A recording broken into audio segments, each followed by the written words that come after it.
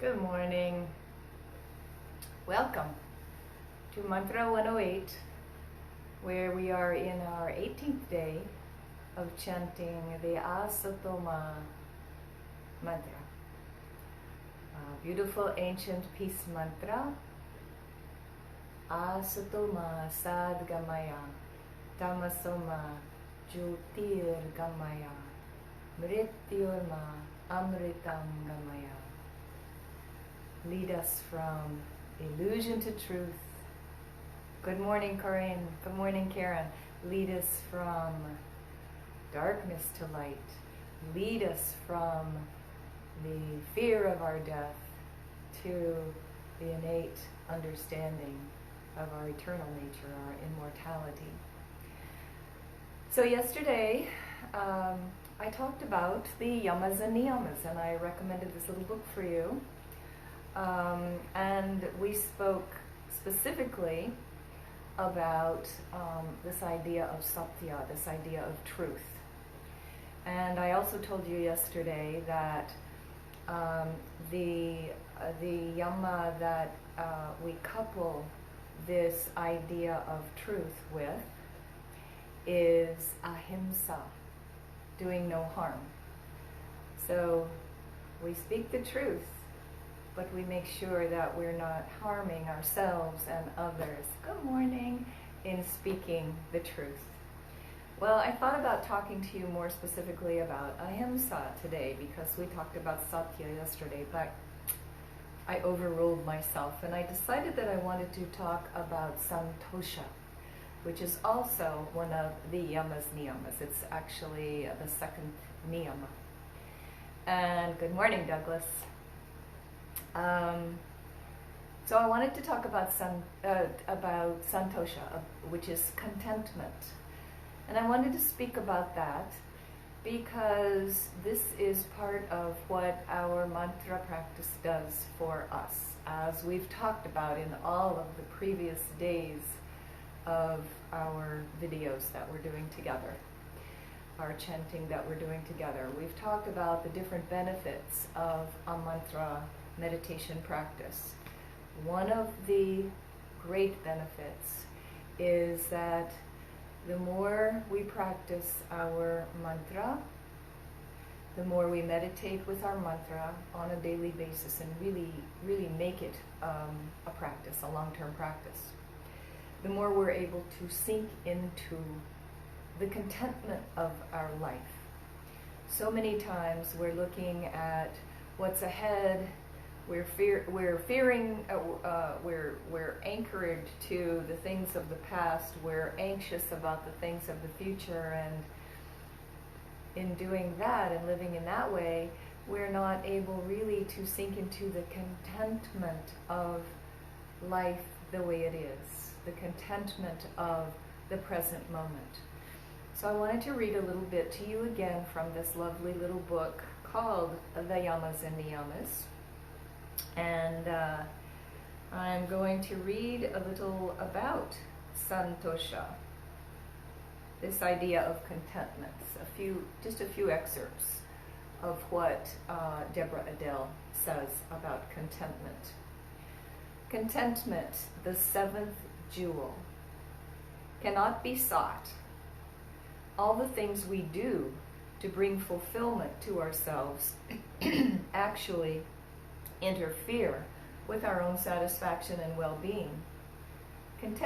Contentment can only be found in acceptance and appreciation of what is in the moment.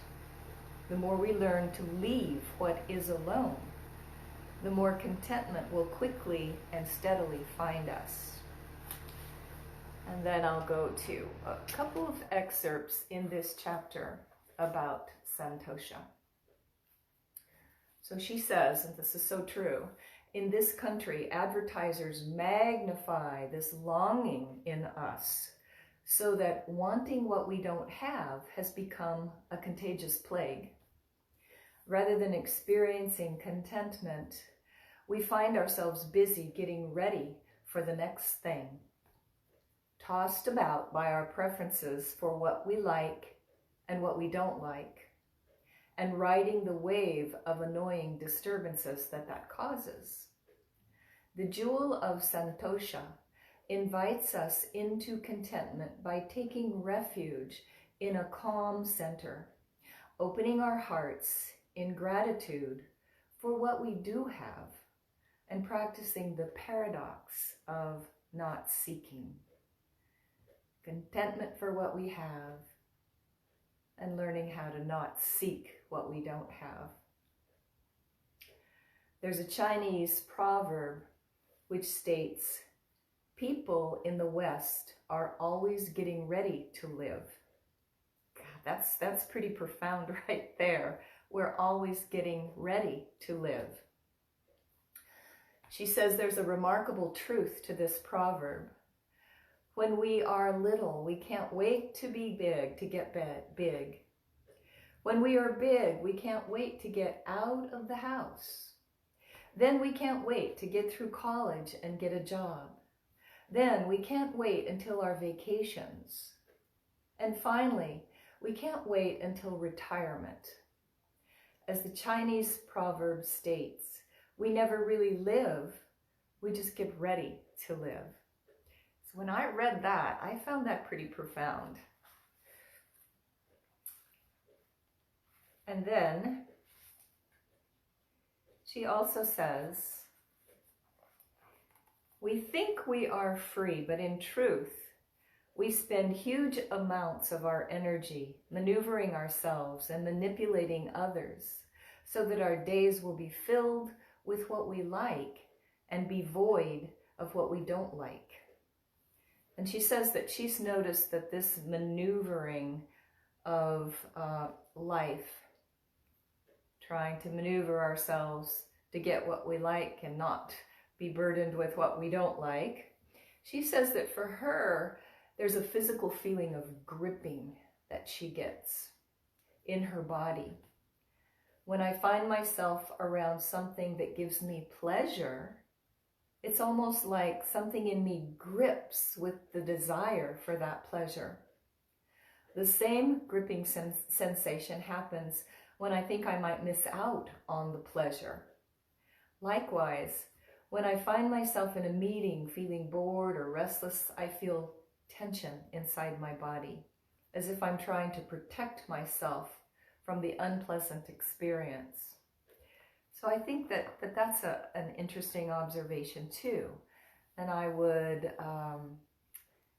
encourage you to notice how your body feels. How does your body react when you're not content? When you're either aching for something or afraid of something that might happen.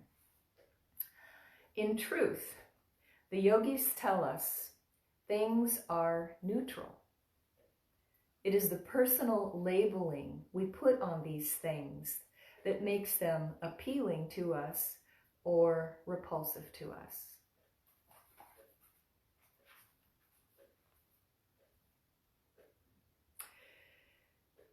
Satisfying our likes and avoiding our dislikes just keeps us on a roller coaster of needing to continue to satisfy our likes and avoid our dislikes. True freedom and contentment begin to find their way to us when we can see things as they are, neutral, and not spend so much energy manipulating things according to our preferences. She says, I'm reminded of the wisdom of a 116-year-old man who, when asked the secret to his longevity, replied, when it rains, I let it. And then finally, the last paragraph of this particular chapter about santosha, contentment. Meizumi Roshi, a Zen master, once said, why don't you die now and enjoy the rest of your life? The mystics have died to their own needs, to their own wants and desires, to disturbances and stimulation, And now they can fully live in the tranquility of contentment. The mystics have learned that there's nothing missing. Life is complete the way it comes to us in each moment. When we understand this, we sink into contentment. So, our mantra practice helps us with that because it helps us get rid of the junk thoughts, and part of those junk thoughts are our desires and our fears.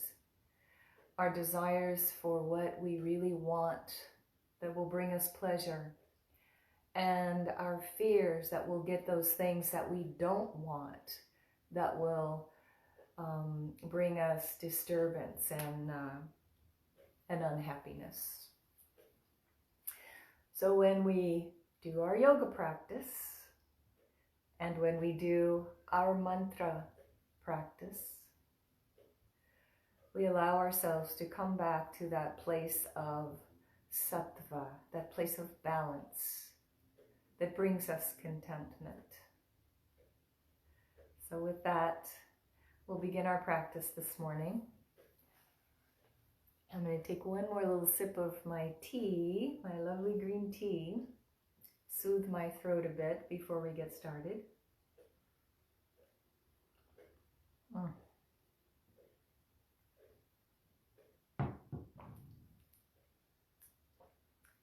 Turn on our tempura.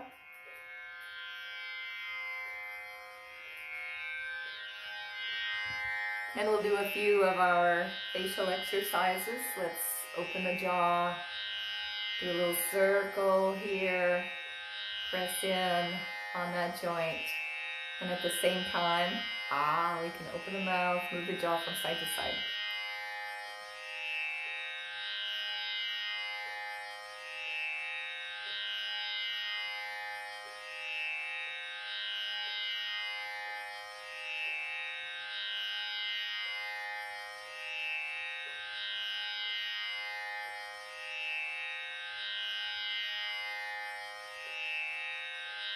And then we'll manipulate the scalenes just a bit, stretching those scalenes out, giving them a little love this morning.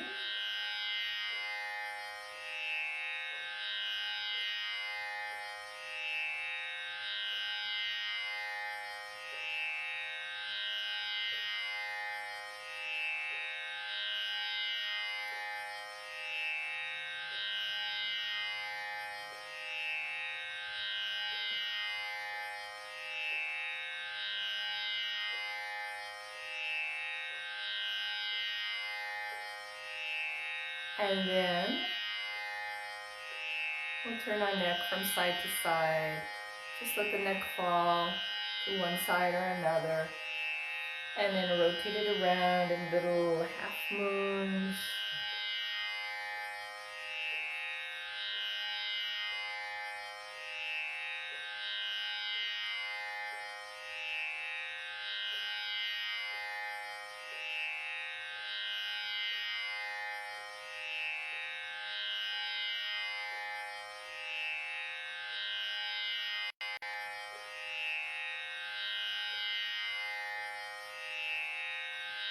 And back up to center. If you're a woman and you've got crazy hair falling in your face, itching your nose, just push it out of the way a little bit. You guys don't need to worry about that so much unless you have long hair. I'm making assumptions. So you lovely long-haired people, put that hair back. Just push it away, and that will help you to stay focused in your practice. And you can take your mala if you're using a mala. Close your eyes. Press through your crown to sit tall. Let your skin soften and let your muscles soften. Drop those shoulders away from your ears. Bring your newfound ideas about contentment into your heart.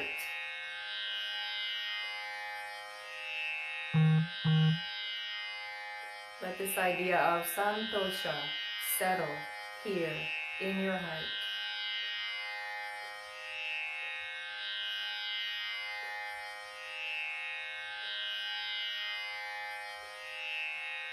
We'll take a nice full inhale and release.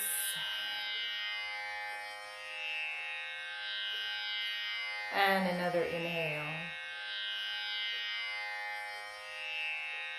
And release. And we begin. Asato Mā Sadgamaya, Tamaso Mā Jyotir Gamaya, Mṛtyormā Amṛtaṁ Gamaya. Asato Mā Sadgamaya, Tamaso Mā Jyotir Gamaya, Mṛtyormā Amṛtaṁ Gamaya. Asato Mā Sadgamaya, Tamaso Mā Jyotir Gamaya, Mṛtyormā Amṛtaṁ Gamaya. Asato Mā Sadgamaya, Tamaso Mā Jyotir Gamaya, Mṛtyormā Amṛtaṁ Gamaya. Asato Mā Sadgamaya, Tamaso Mā Jyotir Gamaya, Mṛtyormā Amṛtaṁ Gamaya. Asato Mā Sadgamaya, Tamaso Mā Jyotir Gamaya, Mṛtyormā Amṛtaṁ Gamaya. Asato Mā Sadgamaya, Tamaso Mā Jyotir Gamaya, Mṛtyormā Amṛtaṁ Gamaya. Asato Mā Sadgamaya, Tamaso Mā Jyotir Gamaya, Mṛtyormā Amṛtaṁ Gamaya. Asato Mā Sadgamaya, Tamaso Mā Jyotir Gamaya, Mṛtyormā Amṛtaṁ Gamaya.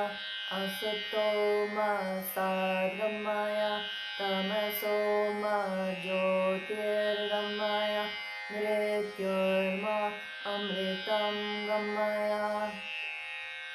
Asato Mā Sadgamaya, Tamaso Mā Jyotir Gamaya, Mṛtyormā Amṛtaṁ Gamaya. Asato Mā Sadgamaya, Tamaso Mā Jyotir Gamaya, Mṛtyormā Amṛtaṁ Gamaya. Asato Mā Sadgamaya, Tamaso Mā Jyotir Gamaya, Mṛtyormā Amṛtaṁ Gamaya. Asato Mā Sadgamaya, Tamaso Mā Jyotir Gamaya, Mṛtyormā Amṛtaṁ Gamaya.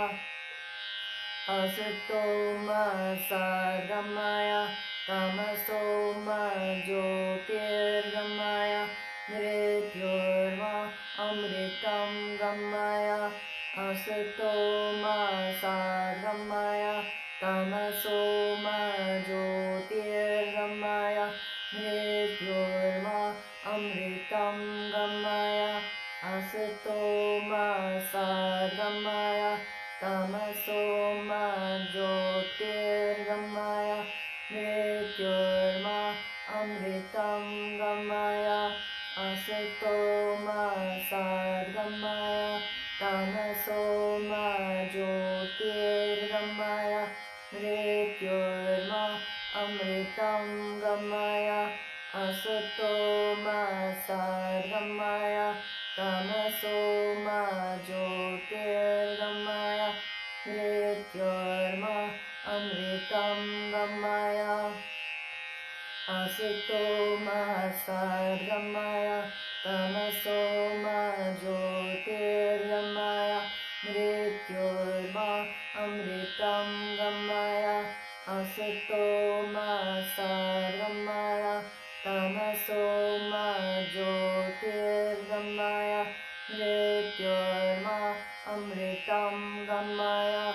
Asato Mā Sadgamaya, Tamaso Mā Jyotir Gamaya, Mṛtyormā Amṛtaṁ Gamaya.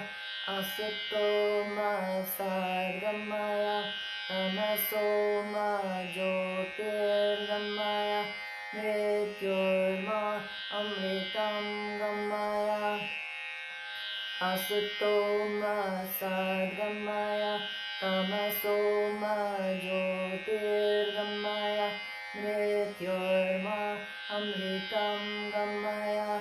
Asato Mā Sadgamaya, Tamaso Mā Jyotir Gamaya, Mṛtyormā Amṛtaṁ Gamaya. Asato Mā Sadgamaya, Tamaso Mā Jyotir Gamaya, Mṛtyormā Amṛtaṁ Gamaya. Asato Mā Sadgamaya, Tamaso Mā Jyotir Gamaya, Mṛtyormā Amṛtaṁ Gamaya. Asato Mā Sadgamaya, Tamaso Mā Jyotir Gamaya, Mṛtyormā Amṛtaṁ Gamaya. Asato Mā Sadgamaya, Tamaso Mā Jyotir Gamaya, Mṛtyormā Amṛtaṁ Gamaya. Asato Mā Sadgamaya, Tamaso Mā Jyotir Gamaya, Mṛtyormā Amṛtaṁ Gamaya. Asato Mā Sadgamaya, Tamaso Mā Jyotir Gamaya, Mṛtyormā Amṛtaṁ Gamaya. Asato Mā Sadgamaya, Tamaso Mā Jyotir Gamaya, Mṛtyormā Amṛtaṁ Gamaya. Asato Mā Sadgamaya, Tamaso Mā Jyotir Gamaya, Mṛtyormā Amṛtaṁ Gamaya. Asato Mā Sadgamaya, Tamaso Mā Jyotir Gamaya, Mṛtyormā Amṛtaṁ Gamaya. Asato Mā Sadgamaya, Tamaso Mā Jyotir Gamaya, Mṛtyormā Amṛtaṁ Gamaya. Asato Mā Sadgamaya, Tamaso Mā Jyotir Gamaya, Mṛtyormā Amṛtaṁ Gamaya. Asato Mā Sadgamaya, Tamaso Mā Jyotir Gamaya, Mṛtyormā Amṛtaṁ Gamaya. Asato Mā Sadgamaya, Tamaso Mā Jyotir Gamaya, Mṛtyormā Amṛtaṁ Gamaya. Asato Mā Sadgamaya, Tamaso Mā Jyotir Gamaya, Mṛtyormā Amṛtaṁ Gamaya. Asato Mā Sadgamaya, Tamaso Mā Jyotir Gamaya, Mṛtyormā Amṛtaṁ Gamaya. Asato Mā Sadgamaya, Tamaso Mā Jyotir Gamaya, Mṛtyormā Amṛtaṁ Gamaya. Asato Mā Sadgamaya, Tamaso Mā Jyotir Gamaya, Mṛtyormā Amṛtaṁ Gamaya. Asato Mā Sadgamaya, Tamaso Mā Jyotir Gamaya, Mṛtyormā Amṛtaṁ Gamaya. Asato Mā Sadgamaya, Tamaso Mā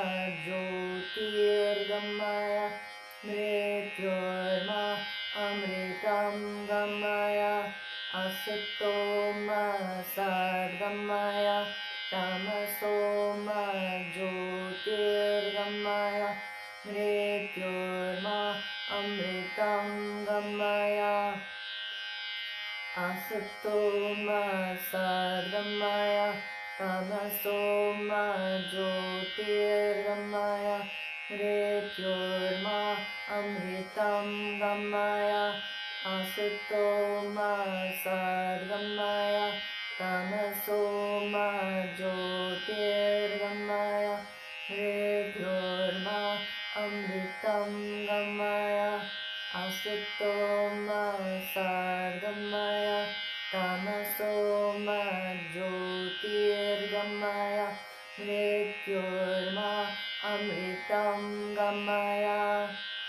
Asato Mā Sadgamaya, Tamaso Mā Jyotir Gamaya, Mṛtyormā Amṛtaṁ Gamaya. Asato Mā Sadgamaya, Tamaso Mā Jyotir Gamaya, Mṛtyormā Amṛtaṁ Gamaya. Asato Mā Sadgamaya, Tamaso Mā Jyotir Gamaya, Mṛtyormā Amṛtaṁ Gamaya. Asato Mā Sadgamaya, Tamaso Mā Jyotir Gamaya, Mṛtyormā Amṛtaṁ Gamaya. Asato Mā Sadgamaya, Tamaso Mā Jyotir Gamaya, Mṛtyormā Amṛtaṁ Gamaya. Asato Mā Sadgamaya, Tamaso Mā Jyotir Gamaya, Mṛtyormā Amṛtaṁ Gamaya. Asato Mā Sadgamaya, Tamaso Mā Jyotir Gamaya, Mṛtyormā Amṛtaṁ Gamaya. Asato Mā Sadgamaya, Tamaso Mā Jyotir Gamaya, Mṛtyormā Amṛtaṁ Gamaya. Asato Mā Sadgamaya, Tamaso Mā Jyotir Gamaya, Mṛtyormā Amṛtaṁ Gamaya.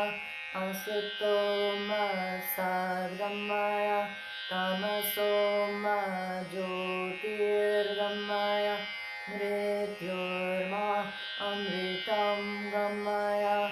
Asato Mā Sadgamaya, Tamaso Mā Jyotir Gamaya, Mṛtyormā Amṛtaṁ Gamaya. Asato Mā Sadgamaya, Tamaso Mā Jyotir Gamaya, Mṛtyormā Amṛtaṁ Gamaya. Asato Mā Sadgamaya, Tamaso Mā Jyotir Gamaya, Mṛtyormā Amṛtaṁ Gamaya. Asato Mā Sadgamaya, Tamaso Mā Jyotir Gamaya, Mṛtyormā Amṛtaṁ Gamaya. Asato Mā Sadgamaya, Tamaso Mā Jyotir Gamaya, Mṛtyormā Amṛtaṁ Gamaya.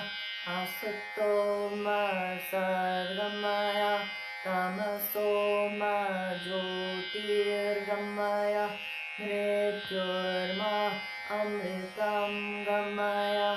Asato Mā Sadgamaya, Tamaso Mā Jyotir Gamaya, Mṛtyormā Amṛtaṁ Gamaya. Asato Mā Sadgamaya, Tamaso Mā Jyotir Gamaya, Mṛtyormā Amṛtaṁ Gamaya Asato Mā Sadgamaya Tamaso Mā Jyotir Gamaya Mṛtyormā Amṛtaṁ Gamaya Asato Mā Sadgamaya Tamaso Mā Jyotir Gamaya Mṛtyormā Amṛtaṁ Gamaya Asato Mā Sadgamaya Tamaso Mā Jyotir Gamaya Mṛtyormā Amṛtaṁ Gamaya Asato Mā Sadgamaya Tamaso Mā Jyotir Gamaya Mṛtyormā Amṛtaṁ Gamaya Asato Mā Sadgamaya Tamaso Mā Jyotir Gamaya Mṛtyormā Amṛtaṁ Gamaya Asato Mā Sadgamaya Tamaso Mā Jyotir Gamaya Mṛtyormā Amṛtaṁ Gamaya Asato Mā Sadgamaya Tamaso Mā Jyotir Gamaya Mṛtyormā Amṛtaṁ Gamaya Asato Mā Sadgamaya Tamaso Mā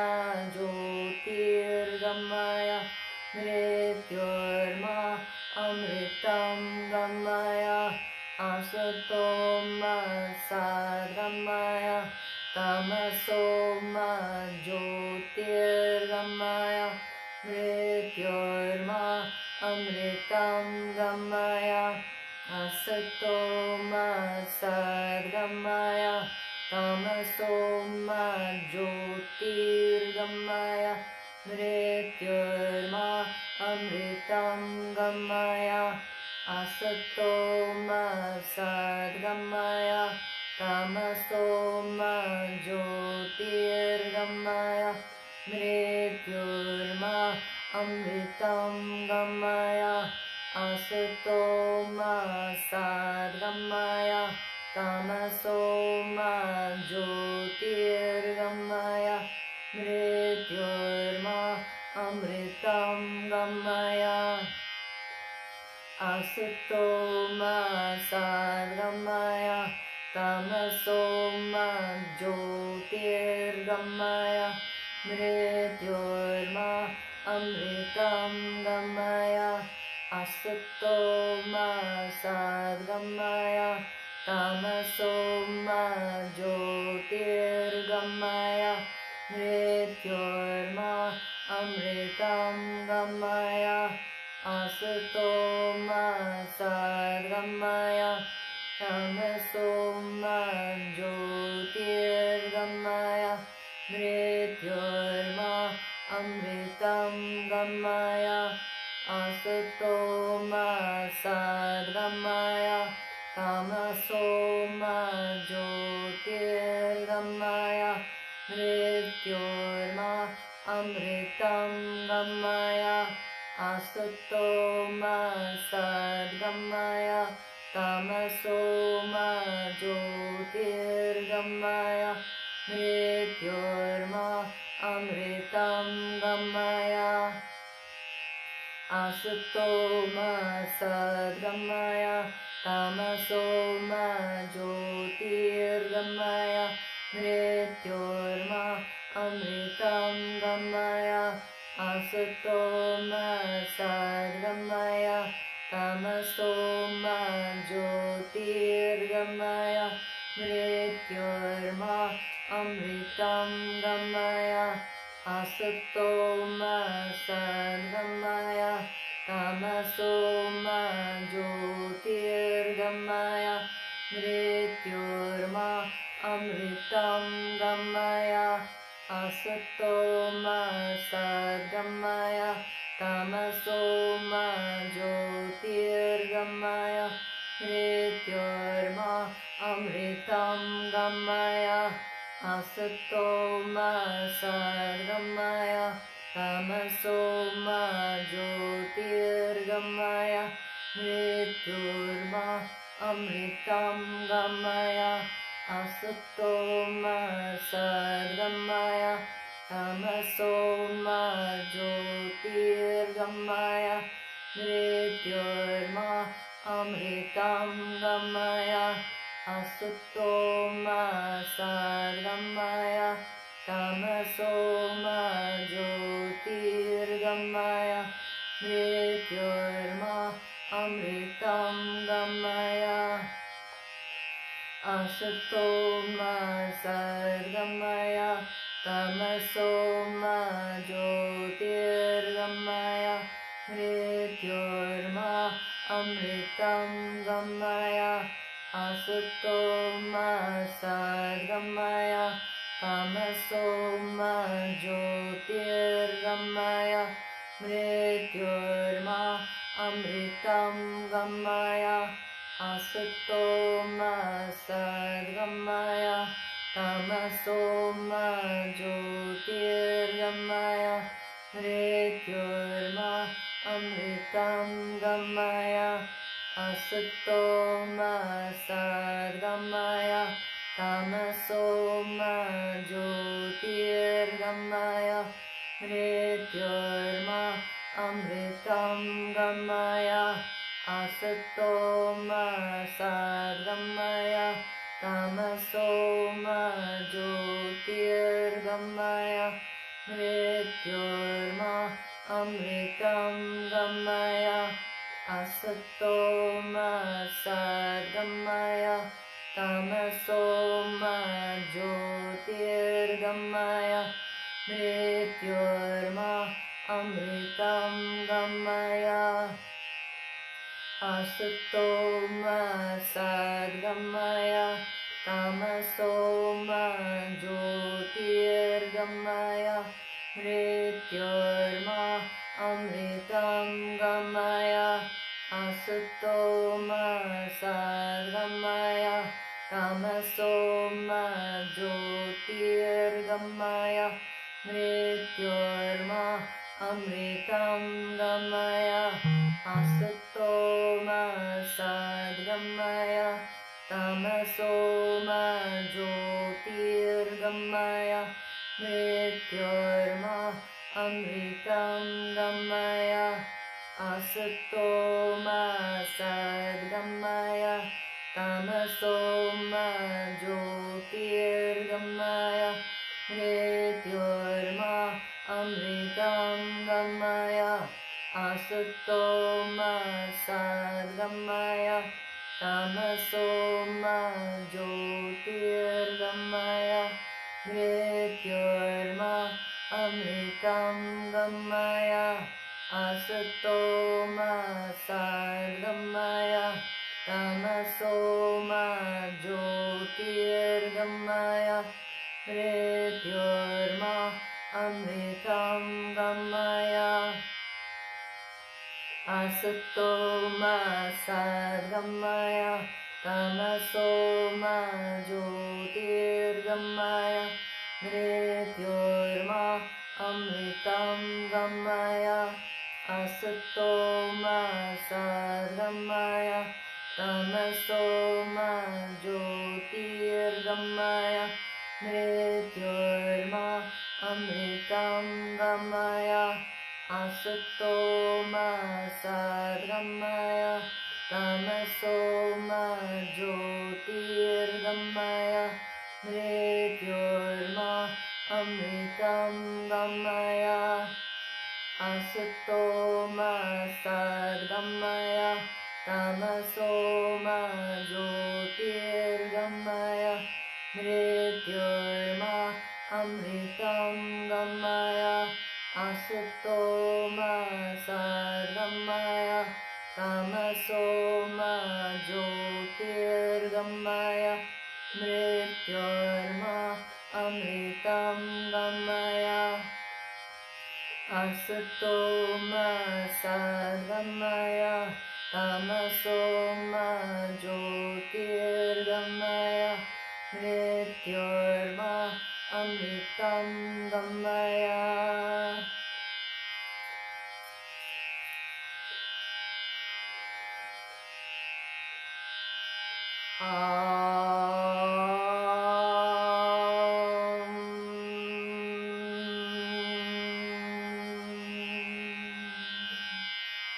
Shanti, Shanti, Shanti.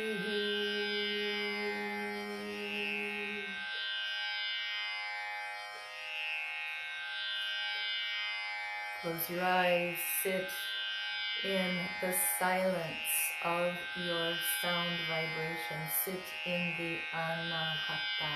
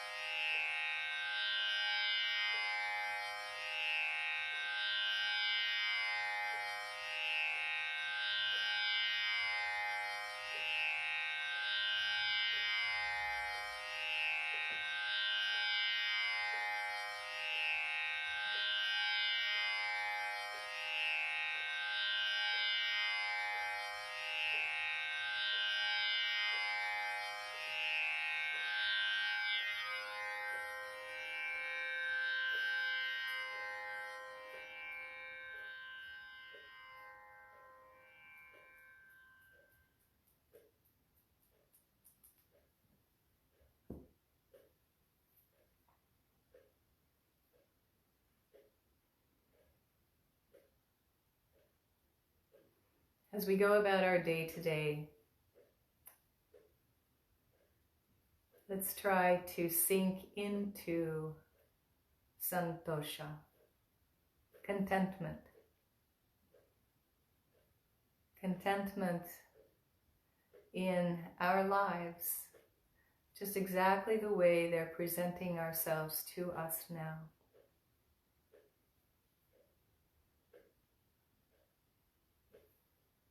Thank you for being with me this morning. I will see you tomorrow morning. We're drawing near the end of our practice. This is day 17. We have 4 more days after this. And when we're finished with this practice, this 21-day practice of Asato Mā, I will introduce a new mantra to you if you'd like to join me for another 21-day practice. We'll stick with the peace mantras right now so that we can send the vibration of our personal practice, all the benefits of our personal practice, out into the world to offer them and share them with all of those who need a little more peace and freedom and, yes, contentment in their lives. Thank you for being with me. I love you. See you tomorrow. Hi, Karen.